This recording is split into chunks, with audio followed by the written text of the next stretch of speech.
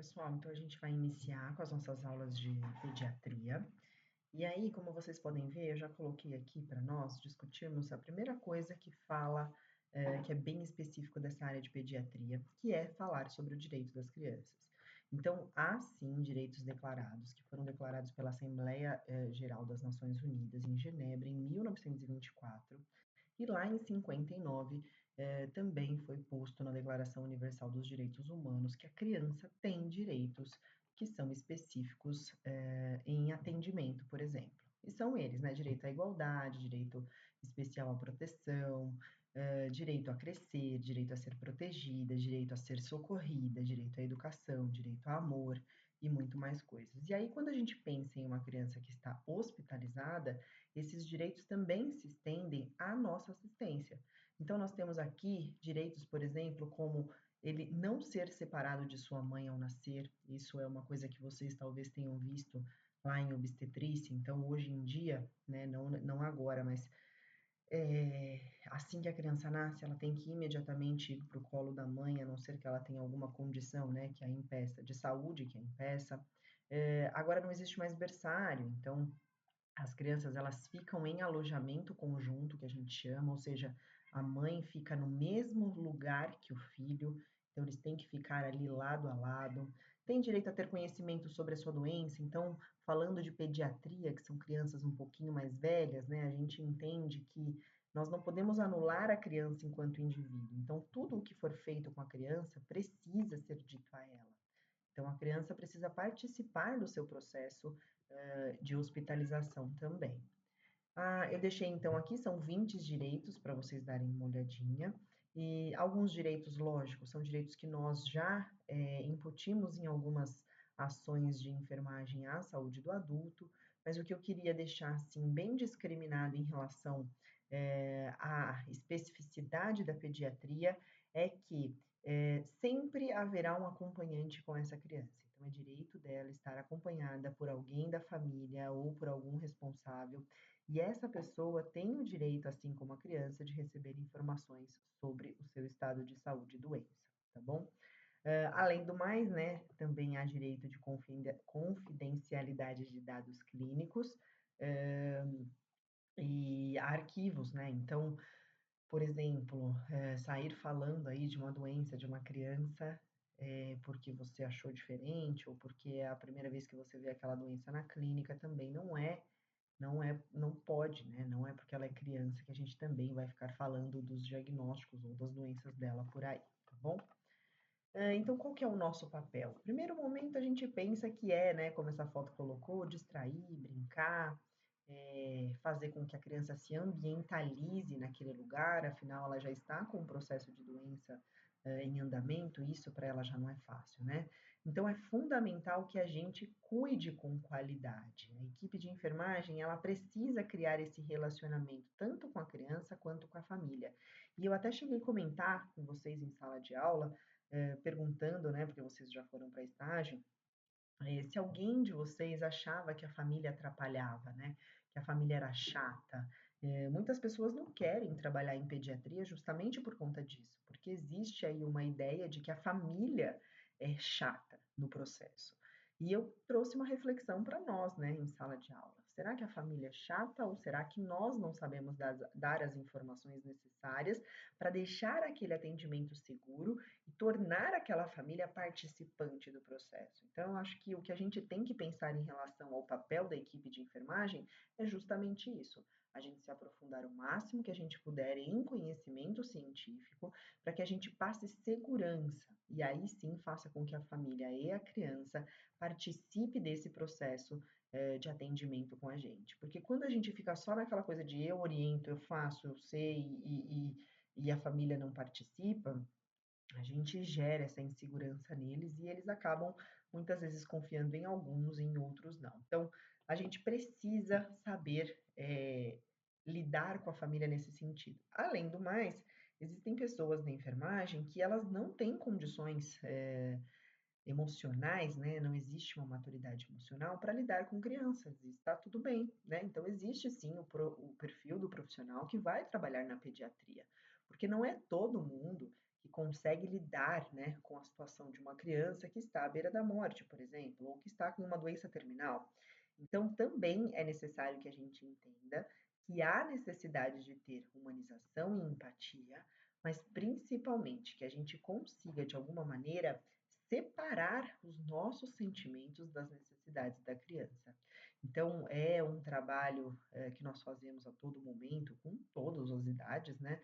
Isso faz parte da nossa profissão, então a gente estar ali, separar o que a gente pensa, o que a gente sente do que está acontecendo, já acontece no dia a dia, mas para alguns profissionais, fazer isso com uma criança pode ser um desafio maior. Então, não se preocupe se você não se identifica com uma clínica pediátrica, porque isso realmente é perfil. E não estou dizendo que é um perfil porque é melhor quem trabalha em pediatria do que outra pessoa, não é essa a questão.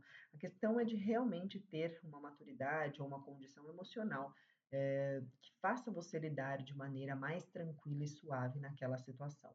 Então, realmente, nem todos os profissionais vão se adaptar de uma maneira mais fácil trabalhando em uma pediatria. Por quê? Bom, a gente já falou do estado emocional, mas também por conta da tratativa da criança, né? Então, a gente tem que ter todo um cuidado na hora do atendimento. A forma de explicar, a forma de interagir é completamente diferente. Isso porque a gente precisa sempre atender todas as necessidades básicas dessa criança no atendimento. Quais seriam elas? Eu coloquei essa torre de Maslow aí para vocês. Vocês já conhecem, né? A torre de necessidades básicas, e ela diz que é um conjunto de necessidades humanas para a sobrevivência. Então, a gente precisa sim atender as necessidades fisiológicas, que nós fazemos isso de maneira bastante efetiva. Nós precisamos atender as necessidades de segurança, as necessidades sociais, de estima e status na sociedade e de autorrealização. Então, fazer isso com a criança também é dever do profissional que trabalha com enfermagem pediátrica, tá? Deixei aqui só descrito para a gente poder ver, né, de outra perspectiva. E aí, a necessidade fisiológica é algo que a gente pensa com uma coisa mais clara. As outras necessidades, a gente às vezes ainda em atendimento hospitalar ou atendimento domiciliar que seja, né, um atendimento à saúde, a gente acaba não tendo essa facilidade tão grande de pensar sobre, né? Então a gente acha que muitas vezes para estar lá trabalhando no hospital, a gente vai medicar, vai dar comida e vai fazer anotação de enfermagem. Eu acabo discutindo isso com alguns alunos, com algumas turmas, e a gente tem que parar para fazer essa reflexão. A enfermagem não é só fazer medicação, a enfermagem não é só trocar um curativo, a enfermagem não está lá só para trocar uma fralda, né? Nós temos que pensar no indivíduo como um ser muito complexo, que tem outras necessidades a serem cumpridas além da necessidade fisiológica, né? Então, necessidades emocionais, quantos traumas essa criança pode ter? Será que eu vou conseguir me eh, adentrar a ela, né, aos sentimentos dela, porque muitas vezes os traumas bloqueiam isso. Então, tem crianças que vão gostar de toque, tem crianças que vão gostar de certas brincadeiras que outras não, e a gente tem que tentar fazer com que a individualidade seja respeitada nesse momento, para que a gente consiga atingir todos de uma maneira mais positiva possível. Outra coisa que é bastante comum e a gente não pensa sobre isso é a gente falar sobre a autoestima dentro dos hospitais, né, destas crianças, desse público pediátrico, né? Muitas vezes eu já presenciei em algumas situações profissionais falando assim: ai, você é feio fazendo essa careta, né? Não precisa fazer essa careta feia. Isso mexe com a autoestima, dependendo da idade da criança, né? E às vezes é só uma fala simples, que o profissional acha que é uma fala simples. Então, por que que eu digo isso? Porque o profissional não deve achar que aquilo é uma fala simples. Ele faz assim porque ele não tem conhecimento. Então, precisa sim pensar sobre isso, a gente precisa ter essa ideia de que nós não estamos ali sem conhecimento, nós não estamos ali sem base científica, nós estamos ali para atender todas as necessidades pautados em uma realidade científica que faça sentido tanto para o aspecto fisiológico quanto para o emocional, para a autoestima, para a segurança, para a disciplina, para a autoridade e para a dependência e independência desta criança. Então, não é só tratar a doença, a gente vai tratar o ser humano, tá? Bom, para isso a gente precisa saber qual que é, né, a base de desenvolvimento de uma criança. Então, se a gente for falar de desenvolvimento psicomotor, nós temos que pensar em crescimento e em desenvolvimento, que são duas coisas que caminham sempre muito juntas, mas que são diferentes. Então, quando eu falo de crescimento, eu estou falando de células, estou falando de corpo, estou falando de crescimento literal. Qual é os centímetros, quais são as gramas, quanto ela pesa, quanto ela mede, né? Qual é o crescimento fisiológico, físico desta criança. E quando eu falo de desenvolvimento, eu estou me referindo à capacidade desse indivíduo de realizar funções. Então, conforme a criança cresce, ela consegue desenvolver funções mais complexas do que outras. E esse desenvolvimento ele é esperado conforme a idade vai passando. Então, é isso que a gente tem que esperar quando a gente atender as nossas crianças de variados tipos numa sala de pediatria, tá? Bom, para a gente ter então um referencial, eu coloquei aqui para vocês quais são as datas, né, quais são os períodos que essas crianças estão em desenvolvimento. Então, se a gente falar em uma condição pré-natal, existe no primeiro trimestre de gravidez da mulher, o período embrionário, e aí vem o feto a partir do segundo trimestre, e ele segue como feto até o terceiro trimestre, desculpe. E aí, quando ele nasce, chama-se nascimento, e assim que ele nasce, já começa o período pós-natal, que é de 0 a 28 dias. Na infância, isso vai começar com 29 dias, então ele é lactente até 2 anos de idade. De pré-escolar, ele vai de 2 anos e 1 mês, né, até 6 anos de idade, o escolar de 7 a 10. E a adolescência a gente chama de pré-puberdade, de 10 a 12 ou 14 anos, isso vai variar conforme o desenvolvimento e não o crescimento, né, conforme o desenvolvimento da criança. O puberal, que é de 12 a 16, ou de 14 a 16, ou de 14 a 14, também variando conforme o desenvolvimento, e o pós-puberal, que é de 14 a 20 anos para muitos adolescentes, tá bom? E o que pode interferir no crescimento e no desenvolvimento de uma criança? Já que a gente está falando de uma condição hospitalar, nós estamos falando de crianças que podem ter doenças. Então, vários fatores podem interferir no desenvolvimento e no crescimento das crianças. Algumas causas, elas podem ser pré-concepcionais, como eu coloquei para vocês aí, que é antes da mulher engravidar. São causas delas as genéticas e as congênitas, então há uma pequena diferença aí entre genética e congênita. Sempre que vocês ouvirem a palavra genética, significa que há uma alteração em DNA, então é uma alteração cromossômica. Ela pode ou não ser hereditária, então não obrigatoriamente ela é hereditária, mas obrigatoriamente ela é cromossômica. Então há uma alteração no cromossomo. Já o congênito, ele nasce junto, né? Como eu coloquei o termo aí para vocês. São erros que acontecem no metabolismo deste feto, lá no desenvolvimento dele, e assim que nasce, essa doença se desenvolve junto com ele. Então, congênito é no nascimento. Genética já está no DNA desta criança e lá no desenvolvimento intrauterino dela, isso já aconteceu.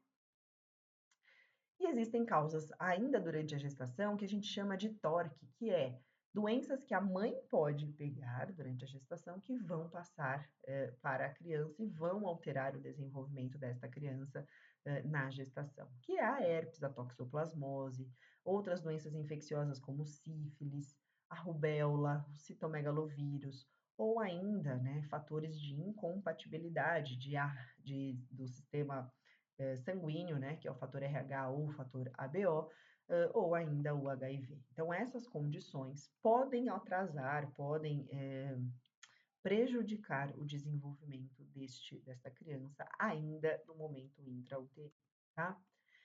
E quais são as causas neonatais? Ou seja, a criança teve o desenvolvimento uterino, intrauterino dela, agora ela vai nascer, né? Então, no nascimento, que vai aí, né, nesse neonatal de 0 a 28 dias, a partir disso ela já vira lactente, vocês viram no slide que eu coloquei anterior, qualquer doença que ela pegue que falte oxigênio no cérebro pode alterar o desenvolvimento e o crescimento dela. Então, a criança nasceu e assim que ela nasceu, ela teve o Apgar, não sei se vocês lembram lá das aulas de obstetrícia, ela teve o Apgar baixo, ou seja, em algum momento eles perceberam que ela teve hipóxia cerebral. Isso pode alterar o desenvolvimento dela. Ou alguma doença infecciosa, como uma pneumonia, por exemplo, ou uma hemorragia, ou alguma outra infecção como meningite, encefalite, ou alguma droga que tenha feito com que ela perca a audição, por exemplo, ou excesso de oxigênio também não é bom. Então a gente tem que pensar que excessos nunca serão favoráveis. Então, na hora do nascimento, são essas as causas que podem afetar o desenvolvimento infantil. Bom, pensando que agora a gente está cuidando de uma criança em uma condição hospitalar, né? Ela já está lidando com um processo de doença. A gente também precisa lembrar que ela não deixou de ser criança, independente do atraso ou do desenvolvimento que ela tem, né? Então, a criança, de maneira geral, ela precisa descobrir o mundo através da brincadeira. E no hospital não vai ser diferente. Então, por isso que nós, na enfermagem, precisamos estar preparados para fazer com que esse mundo, mesmo que hospitalar para essa criança, seja de alguma maneira lúdico, né? Seja algo favorável ao aprendizado, ao respeito às mudanças dela, à socialização, construir saberes durante aqueles procedimentos que a gente faça, para a gente exercitar a imaginação dessa criança. Afinal, a criança ela sempre está, né, vivendo sobre sonhos e fantasias. É dessa maneira que ela se autorrealiza, é dessa maneira que ela briga, é dessa maneira que ela se sente triste ou feliz ou fica zangada. Então, de uma maneira lúdica, a enfermagem deve sim atuar para que essa criança consiga manter a sua capacidade de desenvolvimento, mesmo tendo que lidar com um processo de doença. Então, é um mundo, uma expectativa de um mundo maravilhoso que eu estou colocando aqui para vocês. Eu não estou dizendo que esta realidade é uma realidade real, né? Embora ela se chame realidade, de certa maneira, eu quero dizer que eu não vou garantir a vocês que é isso que acaba acontecendo dentro das instituições hospitalares, mas o que eu quero colocar é que, embora seja muito difícil, talvez, alcançar este padrão de atendimento, é necessário que a gente, enfermagem, individualmente, entenda o nosso papel dentro da equipe, entenda o nosso papel dentro da vida de uma criança com processo de doença, tá? Por isso que eu coloquei aqui que como a brincadeira com a criança, ela continua, nas nossas ações, há necessidade de fazermos um planejamento para tornar esse momento para a criança lúdico, valorizando cada aspecto psicológico e emocional dessa criança. Então, a hospitalização, ela já é um processo difícil para a criança, né? Lidar com uma doença já é difícil, a gente tira ela da ambientalização dela. Então, nada mais justo do que a gente proporcionar a ela este momento para que não seja interrompido o seu processo de desenvolvimento.